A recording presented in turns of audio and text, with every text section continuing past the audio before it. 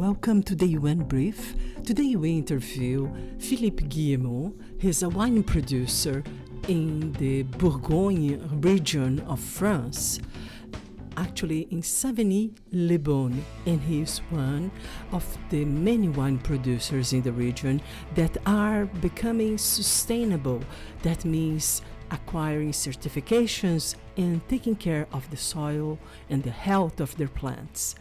So he spoke with us about the transition to become a fully certified Agriculture Biologique winery. So enjoy and thank you for watching and listening to the UN Brief, and don't forget to subscribe.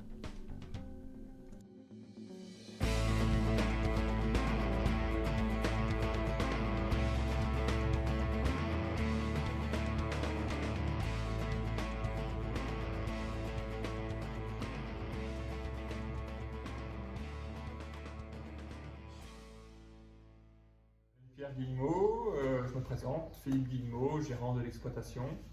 C'est une exploitation familiale de 10 hectares, répartie sur Savigny, Choré et la Docéanie. On exploite, on fait du Bourgogne rouge, du Savigny rouge, du Savigny blanc, 4 premiers crus et un Corton grand cru.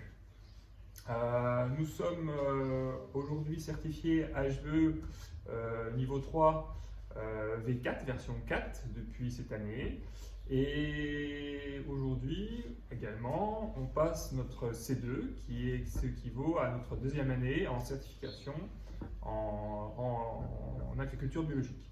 Alors, comment ça se fait pour passer à l'agriculture biologique? Parce que c'est pas une chose qu'on fait d'un jour au lendemain, n'est-ce pas?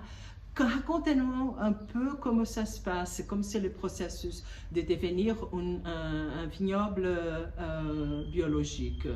Alors, il était important pour nous de garder ce terroir et puis de garder cette authenticité patrimoniale.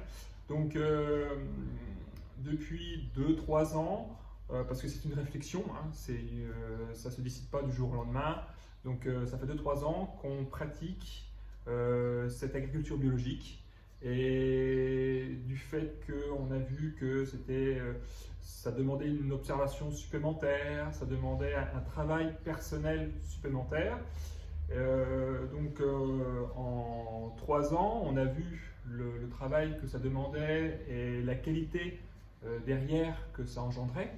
Depuis 2022, on a décidé de rentrer dans la certification biologique.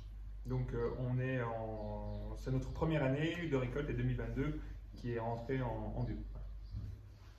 Et racontez-nous un peu comment vous avez travaillé avec votre famille. Vous travaillez avec votre famille, n'est-ce pas? Comment ça s'est passé? Vous étiez toujours intéressé au vignoble, à la vinification, ou bien c'est une chose qui a, depuis un certain temps, vous avez décidé de joindre les family business? Alors, moi j'ai une histoire qui est un petit peu, on va dire, paradoxale, un peu atypique. C'est parce qu'en fait, j'ai apprécié le vin à partir de mes 18 ans. Avant, je ne buvais pas une goutte d'alcool. Donc, je n'aimais pas le vin, etc. Pour moi, ça se résumait à la menthe à l'eau, etc. Donc, voilà. Et en cours d'un millésime qui m'a fait basculer dans le vin, c'était le millésime 2010. C'était un millésime alors, toujours actuellement, hein, qui pinotait, qui sentait vraiment le pinot noir. Et je suis tombé amoureux du vin, c'était vraiment une révélation pour moi. Donc j'ai décidé de m'investir dans le monde viticole, donc j'ai orienté mes études dans la filière vin. Et puis par la suite, avec mes stages à l'étranger et le fait aussi d'écouter mon père, mon grand-père, etc., je me suis installé en 2014 avec mon frère. Et aujourd'hui, on essaye de pérenniser l'exploitation en gardant, on va dire, le terroir, la typicité de nos sols. Et je pense et j'en suis certain, que l'agriculture biologique nous permet de garder cette âme du terroir, plus cette biodiversité qui nous est chère à tous. Et puis, c'était un peu votre idée, l'idée de devenir biologique, de chercher la certification, ou bien c'est quelque chose qui avait déjà commencé aussi, l'influence des autres vignobles autour? Je pense qu'il y a toujours des précurseurs.